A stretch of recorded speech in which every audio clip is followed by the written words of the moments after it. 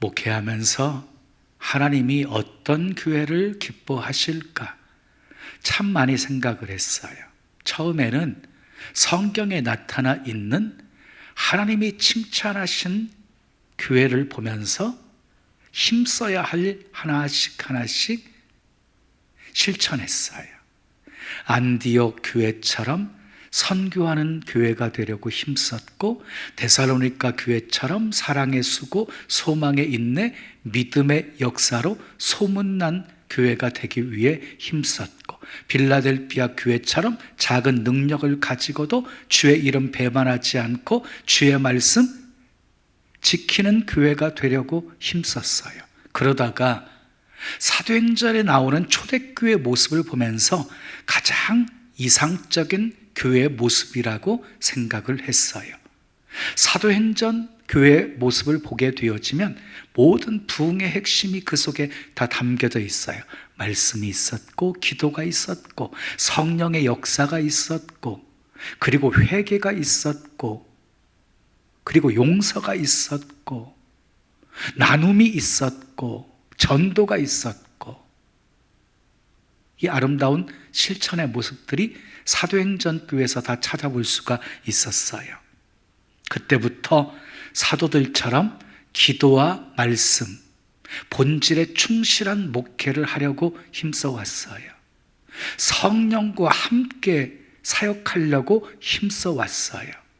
성도들의 영적 필요를 채워주면서 영적으로 성장할 수 있게 하기 위해서 힘썼어요. 자, 회개, 용서, 나눔을 실천하는데 힘썼어요. 전도와 선교에 힘썼어요. 그랬더니 하나님이 놀랍게 역사해 주셨어요. 역사하는 귀신들이 떠나가게 되어지고, 병든 자가 고침받게 되어지고, 그리고 태문이 열려서 잉태하는 역사들이 일어나게 되어지고, 암 환자가 고침받게 되어지고, 그리고 간증거리 많은 교회가 되게 하셨어요. 그리고 놀랍게 교회는 부흥하고 성장하게 되었어요. 저는 사도행전적 교회를 꿈꿔요. 사도행전적 교회. 사도행전의 교회의 특징은 성령이 일하시는 교회예요. 성령이 일하시는 교회. 이것이 본질이고 핵심이었어요. 그래서 사도행전을 가리켜서 성령행전이라고 말하는 거예요. 또 사도행전 교회는 땅끝까지 복음을 전파하는 교회였어요. 사도행전이 끝까지 이어져 가는데 안디옥 교회가 그 중심에 있었어요. 안디옥 교회가. 사도행전은 총 28장으로 되어 있거든요. 근데 13장에서부터 마지막 장까지는 안디옥 교회에서 파송된 사람들로 인하여서 1차, 2차, 3차 전도 여행의 이야기로 가득 차 있어요. 그러나 사도행전의 교회는 완전한 교회는 아니었습니다. 실수도 많았고 불완전한 교회였어요. 서로 싸우기도 했고, 그리고 헤어지기도 했어요. 바울과 바나바가 싸웠잖아요. 마가를 두고. 그리고 헤어졌잖아요. 그러니까 지금 우리 교회들과 별 차이가 없어 보이기도 해요. 그러나 사도행전 교회는요, 예수님이 주인인 교회였고, 성령이 역사하시는 교회였고, 하나님이 영광 받으시는 교회였어요. 사도행전 교회는 로마를 복음으로 뒤집어 엎었고 세계를 변화시켰어요.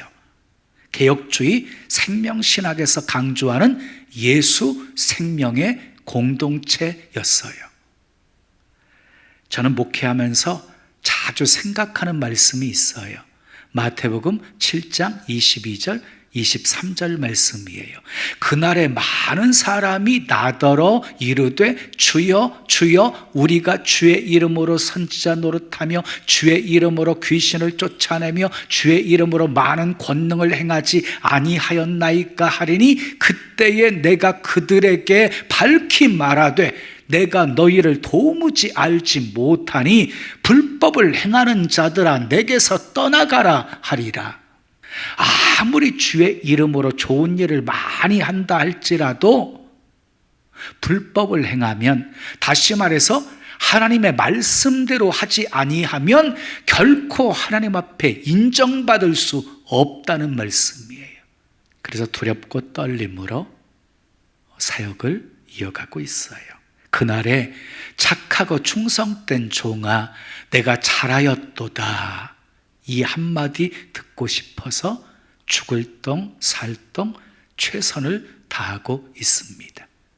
병점 채플 들어오는 입구 왼쪽은 옹벽으로 되어 있어요. 거기에다가 예수님이 환하게 웃으시는 이미지를 도자기로 구워가지고 이렇게 타일 형식으로 해서 만들어 놨어요. 예수님이 환하게 웃으시지요. 그 옆에는 주 안에서 내 삶을 신나게, 세상을 신나게 라는 문구가 적혀 있어요. 예수님이 저렇게 환하게 웃으시는 얼굴을 담은 이유가 있어요. 예수님이 우리 신나는 교회를 보실 때마다 저렇게 환하게 웃으셨으면 좋겠다. 그래서 예수님께 웃음 드리는 교회가 되자 하는 의미를 담은 거예요.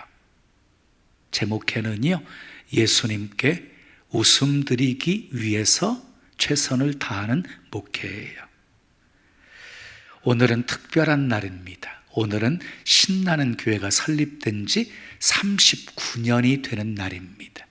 39년 동안 하나님께서 우리 신나는 교회만 사랑하시는가 하고 착각할 만큼 놀라운 은혜와 사랑을 베풀어 주셨습니다. 39년 동안 함께 하신 하나님께 감사를 드리며 교회가 부흥하고 성장하는데 헌신하고 충성한 모든 성도들에게 하나님의 축복이 가득하기를 축원합니다. 앞으로도 신나는 교회는 하나님이 기뻐하시는 교회, 하나님이 좋아하시는 교회, 예수님께 웃음 드리는 교회가 되기를 원하는 마음으로 오늘 말씀을 준비했어요. 이 세상에는요, 세 종류의 교회가 있어요. 요한계시록 2장과 3장에 보면 소아시아 7교회가 나오거든요. 그 7교회를 근거로 해서 세 가지 부류로 나눌 수가 있어요. 서머나 교회와 빌라델피아 교회는 우리 주님께 칭찬만 들은 교회였어요. 그런데 에베소 교회, 버가모 교회, 두아디라 교회는 칭찬도 받고 책망도 받았던 교회였어요. 그리고 사대교회, 라오디게아 교회는 예수님께 책망과 꾸중만 들었던 교회였어요. 두말할 것 없이 하나님이 좋아하시는 교회, 기뻐하시는 교회가 좋은 교회입니다. 그런 교회가 예수님께 웃음 드리는 교회입니다. 그런데 오늘 본문에 바로 그런 교회가 있어요. 안디옥 교회였어요. 안디옥 교회는 스데반의 순교와 환난으로 인하여서 세워진 교회였어요. 사도행전 7장에 스데반이 순교하거든요. 그리고 사도행전 8장 1절로 오게 되어지면 예루살렘 교회에 큰 환난이 있게 되어져요. 그래서 사도들을 빼놓고 모든 성도들이 유다, 사마리아 막 다 흩어지게 되어져요. 흩어진 사람들이 가는 곳마다 한 일이 무엇이었냐면 복음을 증거해요. 교회가 세워져요.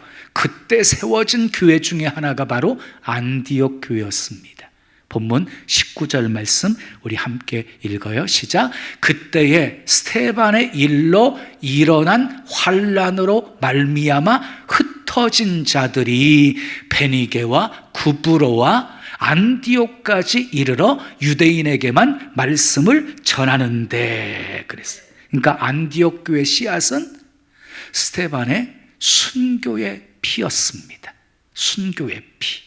오늘은 예수님께 웃음을 드렸던 안디옥 교회가 어떤 교회인지를 살펴보면서 함께 은혜를 나누려고 합니다. 첫 번째 따라하겠어요. 주 예수를 전파하는 교회입니다. 20절 말씀 우리 함께 읽어요. 시작. 그 중에 구브로와 구레네 몇 사람이 안디옥에 이르러 헬라인에게도 말하여 주 예수를 전파하니 그랬어요. 주 예수를 전파하니. 여러분, 좋은 교회, 하나님이 기뻐하시는 교회, 그리고 예수님께 웃음 드리는 교회의 메시지는 언제나 주 예수예요. 주 예수를 증거하고, 아멘. 주 예수를 자랑하고, 주 예수를 높이고, 주 예수를 드러내는 교회예요. 아멘 할 준비하십시오. 우리를 새롭게 하신 분, 주 예수. 우리에게 생명을 주신 분, 주 예수. 우리에게 은혜와 축복을 주시는 분, 주 예수. 가장 존귀한 그 이름, 주 예수. 가장 위대한 그 이름, 주 예수. 우리는 주 예수를 전파해야 합니다. 주 예수 이름에 능력이 있기 때문입니다. 주 예수 이름에 생명이 있기 때문입니다. 주 예수 이름에 구원이 있기 때문입니다. 아멘. 인도 선교에 평생을 바친 스탠리 존스 선교사님이 있었습니다. 89세에 뇌출혈로 인해서 반신불수가 되어 보스턴 병원으로 후송되어졌습니다. 그분은 병상에서 찾아오는 의사와 간호사에게 이렇게 부탁을 했어요. 나를 만나거든 나에게 항상 이렇게 말해주세요. 주 예수 이름으로 명하노니 일어나 걸으라. 그래서 의사와 간호사가 그 병실을 들어올 때마다 주 예수 이름으로 명하노니 일어나 걸으라 하고 선포해 주었어요.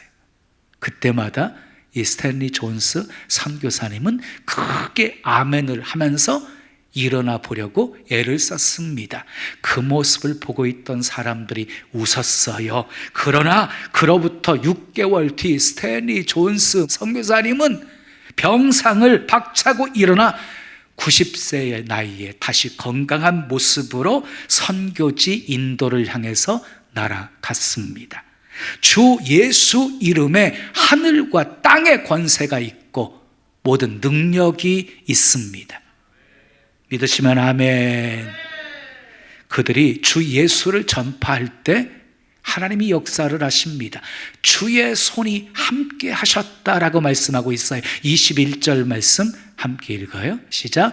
주의 손이 그들과 함께 하심에 수많은 사람들이 믿고 주께 돌아오더라. 그래서 하나님이 그들의 전도에 축복을 해 주셨습니다. 수많은 안디옥 사람들이 믿고 예수님께 돌아오는 역사가 일어나게 되어진 것이에요.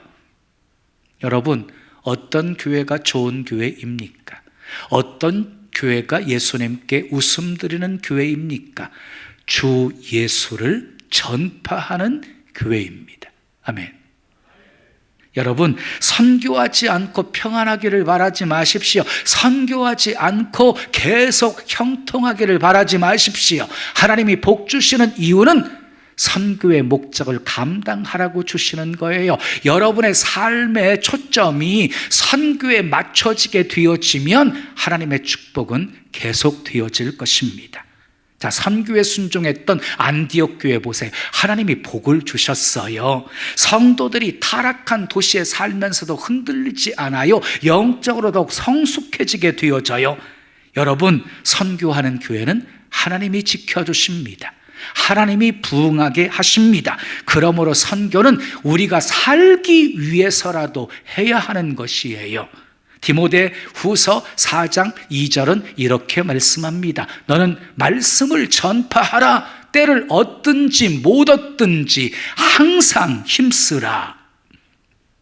사랑하는 여러분, 말씀을 전파하십시오. 주 예수를 전파하십시오. 전파하기 좋은 때든지 나쁜 때든지 어떤 형편 속에 있든지 전파하기를 항상 힘쓰십시오. 그래서 예수님께 웃음 드리는 성도가 되시기를 예수님의 이름으로 축원합니다. 두 번째 따라해요. 좋은 일꾼이 있는 교회입니다. 22절 말씀 우리 함께 읽겠습니다. 시작. 예루살렘 교회가 이 사람들의 소문을 듣고 바나바를 안디옥까지 보내니 그랬어요.